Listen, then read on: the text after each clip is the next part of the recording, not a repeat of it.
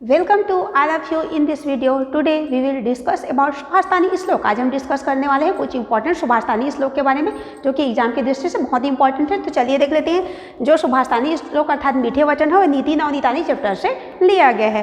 First श्लोक देख लेते हैं। विद्या ददाति विनयम विनयादि याति पात्रत्वाम पात्रत्वात् धनम आपनोति धनात् धर्मः ततः सुखम।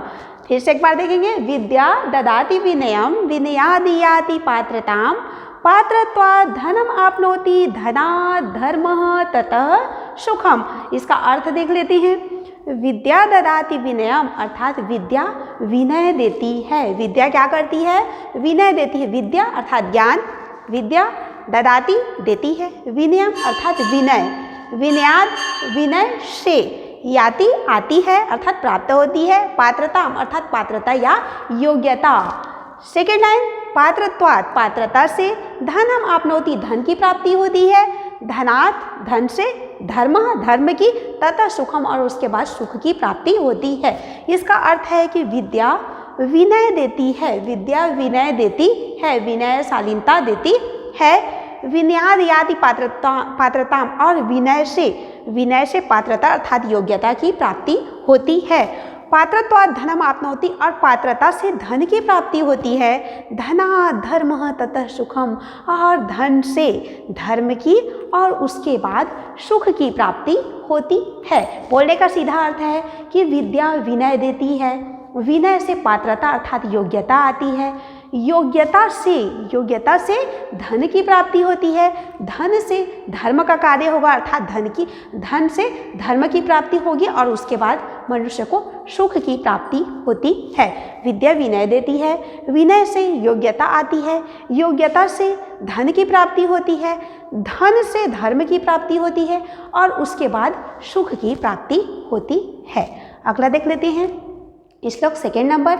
नास्ति विद्या समम चक्षुः नास्ति सत्य समम तपः नास्ति राग समम दुःखम नास्ति त्याग समम सुखम। नास्ति विद्या समम, इस श्लोक की ओर ध्यान देते रहेंगे ताकि आप लोगों को रिमेंबर करने में आसानी हो, आसानी से मेमोराइज भी हो जाए। चलिए देखेंगे सेकेंड श्लोक। नास्ति विद्या समम चक्षुः नास्ति सत्य समम तपः नास्ति राग समम दुःखम नास्ति त्याग समम सुखम। इसका अर्थ है कि न अस्ति नहीं है, विद्या समम विद्या के समान, चक्षु अर्थात नेत्र, नास्ति नहीं है, सत्य समम सत्य के समान, तपः तपस्या अर्थात परिश्रम, नास्ति नहीं है, राग समम दुःखम राग के समान, राग ईर्षा जलन या लोलुपता बोल सकते हैं, राग के समान कोई दूसरा दुख नहीं है, नास्ति सत्य समम सुखम और सत्य के समान कोई दूसरा सुख नहीं है। बोलने का सीधा अर्थ है कि विद्या के समान कोई दूसरा नेत्र नहीं है, सत्य के समान कोई दूसरा तप भी नहीं है, सत्य के समान दूसरा कोई परिश्रम नहीं है, नास्ति राग समम दुःखम और राग ईर्षा जलन द्वेष के समान कोई दुख नहीं है और त्याग के समान कोई सुख नहीं है।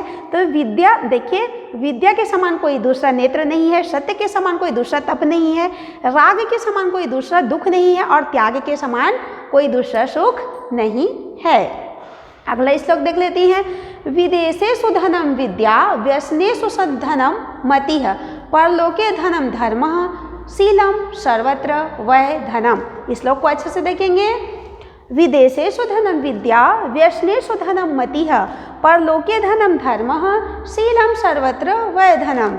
इसका अर्थ है कि विदेशेषु विदेशों में, विदेश में दूसरी जगह पर दूसरे देश में, धनम विद्या विदेश में धन विद्या है, विदेश में धन विद्या है, व्यसनेषु व्यसनों में अर्थात कठिनाइयों में, बुरे वक्त में बोल सकते हैं, व्यापार में भी ऐड कर सकते हैं। तो देखिए व्यसनेषु व्यसनों में धनम मति है, व्यसनों में धन मति अर्थात बुद्धि है। तो विदेशों में धन विद्या है, व्यसनों में धन मति अर्थात बुद्धि है। परलोके धनम धर्म, परलोक में दूसरे लोक में अर्थात परलोक में धन धर्म है। शीलम सर्वत्र वै धनम और शील शालीनता, अच्छा व्यवहार, अच्छा चरित्र जो है वह सभी जगह, सर्वत्र मतलब होता है सभी जगह ही, धनम धन है। अर्थ फिर से अच्छे से देखते हैं। विदेशों में धन विद्या है, व्यसनों में धन मति अर्थात बुद्धि है और परलोक में धन धर्म है और शीलता अच्छा आचरण सभी जगह ही धन होता है अर्थात है। अगला श्लोक देखते हैं। वरम मे को गुड़ीपुत्रो न च मूर्ख शतान्यरपि एक चंद्रमा तमोहंती न च तारा शतैरपि। वरम मे को गुड़ीपुत्रो न च मूर्ख शतान्यपि एक चंद्रमा तमोहंती न च तारा शतैरपि। इसका अर्थ है वरम एको, वरम मतलब होता है श्रेष्ठ, एको एक, गुड़ी गुणवान, पुत्रो पुत्र, श्रेष्ठ है एक गुणवान पुत्र, श्रेष्ठ है एक गुणवान पुत्र किससे देखते हैं। न च मूर्ख शतान्यपि, सौ मूर्ख, मूर्ख मतलब मूर्ख, शतान्यपि मतलब सैकड़ों, न च न और, ठीक है। तो इसका अर्थ है कि एक गुणवान पुत्र श्रेष्ठ है 100 मूर्ख पुत्रों से। बोलने का सीधा अर्थ है कि 100 मूर्ख पुत्रों से, सैकड़ों मूर्ख पुत्रों से, सैकड़ों मूर्ख पुत्रों से एक गुणवान पुत्र अर्थात एक गुणी पुत्र श्रेष्ठ होता है या श्रेष्ठ है। 100 मूर्ख पुत्रों से एक गुणवान पुत्र श्रेष्ठ है। जैसे कैसे श्रेष्ठ है देखते हैं। एकस चंद्र स्तमोहंती, एक मतलब एक, चंद्र यहाँ पर देखिए संधि के नियम के अंतर्गत जो विसर्ग था और स के रूप में चेंज हो गया है। तो एक चंद्र अर्थात चंद्रमा, तमो अंधकार, हंती हनन कर लेता है। एक चंद्रमा जो है वह संपूर्ण अंधकार को, पूरे अंधकार को हर लेता है अर्थात दूर कर देता है। एक चंद्रमा पूरे अंधकार को दूर कर देता है। न च तारा शतैरपि, न कि सैकड़ों तारागण, न कि सैकड़ों तारागण। बोलने का सीधा अर्थ है कि 100 मूर्ख पुत्रों से एक गुणवान पुत्र श्रेष्ठ है, 100 मूर्ख पुत्रों से एक गुणवान पुत्र श्रेष्ठ है, क्योंकि एक चंद्रमा ही पूरे अंधकार को दूर कर देता है, न कि सैकड़ों तारागण। तो 100 मूर्ख पुत्रों से एक गुणवान पुत्र श्रेष्ठ अर्थात उत्तम अर्थात वरम है। अगला श्लोक देख लेते हैं। सत्यम ब्रूयात, अगला श्लोक, सत्यम ब्रूयात प्रियम ब्रूयात, सत्यम ब्रूयात प्रियम ब्रूयात, सत्य बोलना चाहिए प्रिय बोलना चाहिए। सत्यम ब्रूयात प्रियम ब्रूयात, सत्यम ब्रूयात प्रियम ब्रूयात, न ब्रूयात सत्यम अप्रियम। प्रियम च नानृतम, प्रियम च नानृतम ब्रूयादेश धर्मः सनातनः। इसका अर्थ है कि सत्यम ब्रूयात सत्य बोलना चाहिए, प्रियम ब्रूयात प्रिय बोलना चाहिए, सत्य बोलना चाहिए प्रिय बोलना चाहिए, सत्य बोलो प्रिय बोलो भी बोल सकते हैं। सत्यम ब्रूयात सत्य बोलना चाहिए, प्रियम ब्रूयात प्रिय बोलना चाहिए अर्थात सत्य बोलो प्रिय बोलो। न ब्रूयात नहीं बोलना चाहिए, क्या नहीं बोलना चाहिए आगे देखते हैं। सत्यम अप्रियम, सत्य और अप्रिय, यहाँ पर थोड़ा सा समझने की हम लोगों को जरूरत है। जैसे इस पर देखेंगे सीधा तौर पर तो सत्यम प्रियम दिख रहा है, लेकिन यह संधि के नियम के अनुसार यह हो जाएगा सत्यम प्लस अप्रियम, सत्यम प्लस अप्रियम। इसका अर्थ है कि देखिए सत्य और अप्रिय, सत्य और अप्रिय, अप्रिय मतलब दूसरों को जो खराब लगे, प्रिय ना लगे, अच्छा ना लगे। तो देखिए सत्य बोलना चाहिए, प्रिय बोलना चाहिए, न ब्रूयात और नहीं बोलना चाहिए सत्य और अप्रिय अर्थात सत्य बोलना चाहिए, प्रिय भी बोलना चाहिए। प्रिय मतलब दूसरों को अच्छा लगे, सत्य बोलना चाहिए, प्रिय बोलना चाहिए, लेकिन सत्य और अप्रिय नहीं बोलना चाहिए। सत्य हो लेकिन दूसरों को खराब लगे ऐसी बातें नहीं करनी चाहिए। सत्य बोलना चाहिए, प्रिय बोलना चाहिए, लेकिन सत्य लेकिन अप्रिय नहीं बोलना चाहिए।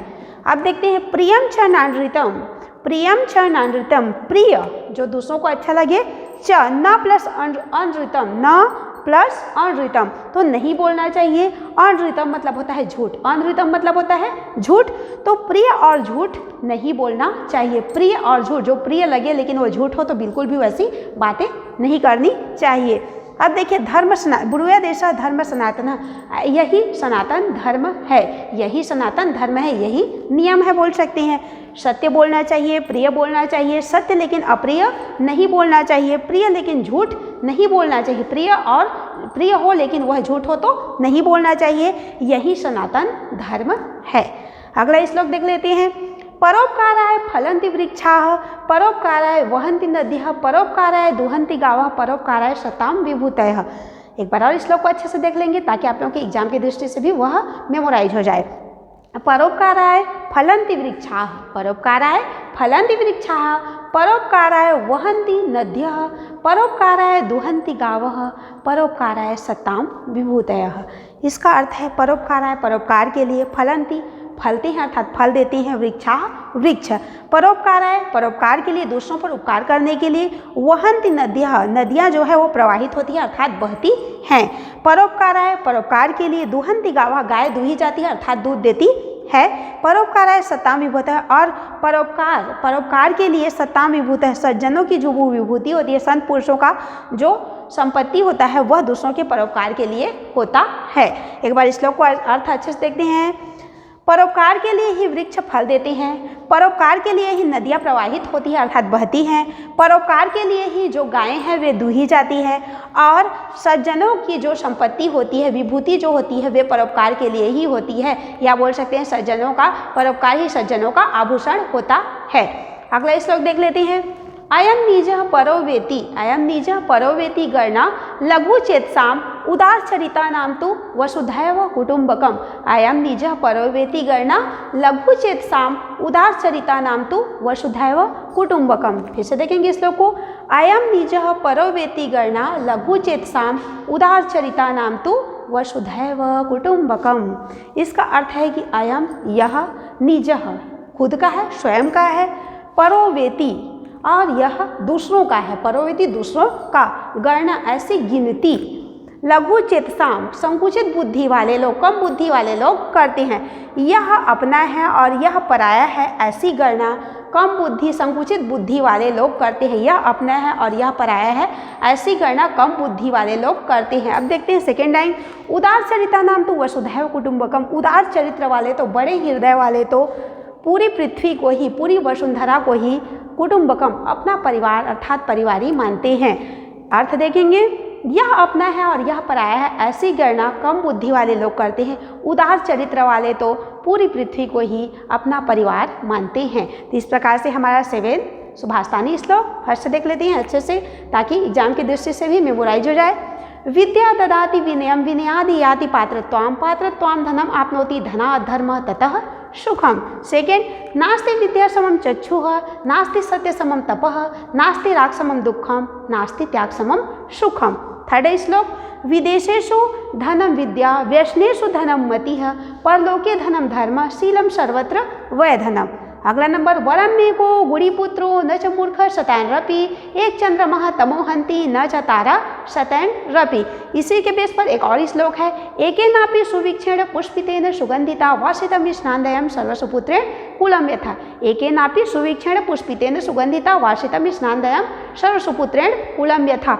उस श्लोक का अर्थ है कि एके नापि सुवीक्षेण, एक ही सुंदर वृक्ष से पूरी वाटिका, एक ही सुगंधित वृक्ष से पूरी वाटिका सुशोभित हो जाती है। एके नापि सुवीक्षेण पुष्पितेन सुगंधिता, एक ही सुंदर वृक्ष से पूरी वाटिका सुशोभित हो जाती है। सेकेंड लाइन देखें। एके नापि सुवीक्षेण पुष्पितेन सुगंधिता वास्तव स्नानदयम सर्वसुपुत्रेण कुलम यथा। उसी प्रकार से समूर्ख पुत्रों के से श्रेष्ठ नहीं है, बल्कि एक गुणवान पुत्र ही श्रेष्ठ है, क्योंकि एक गुणवान पुत्र ही पूरे वंश को सुशोभित कर देता है, न कि सैकड़ों मूर्ख पुत्र। अर्थात बोलने का अर्थ है कि जिस प्रकार से एक सुगंधित पुष्प पूरे वाटिका को सुशोभित कर देती है, अपने सुगंध से पूरे वाटिका को सुशोभित कर देती है, उसी प्रकार से एक गुणवान पुत्र जो है वह सौ मूर्ख पुत्रों से श्रेष्ठ है, जो कि अपने कुल को ही बोल सकते हैं यश की ओर आगे बढ़ा लेता है, या यश या कीर्ति की ओर ले जाता है। अगला देख लेते हैं। फिर 5वां नंबर हमारा। सत्यम ब्रूयात प्रियम ब्रूयात, सत्यम ब्रूयात प्रियम ब्रूयात, न ब्रूयात सत्यम अप्रियम, प्रियम च नानृतम ब्रूयादेश धर्मः सनातनः। अगला श्लोक देखते हैं। परोपकाराय फलन्ति वृक्षाः, परोपकाराय वहन्ति नद्यः, परोपकाराय दुहन्ति गावः, परोपकाराय सत्ताम विभूतयः। अगला श्लोक देखिए कि अयम निजः परो वेति गणा लघु चेतसाम उदारचरिता नाम तो वसुधैव कुटुंबकम। अर्थात पूरी पृथ्वी ही, पूरी वसुंधरा ही हमारा परिवार है। वसुधैव कुटुंबकम, उदार चरित्र वालों के लिए तो पूरी पृथ्वी ही उनका परिवार होता है, अर्थात हमारे लिए भी वसुधैव कुटुंबकम पूरी पृथ्वी ही परिवार है। तो यहाँ से हमारा 7 सुभाषतानी नीति नवनीतानी श्लोक यहाँ से कंप्लीट होता है। Thank you.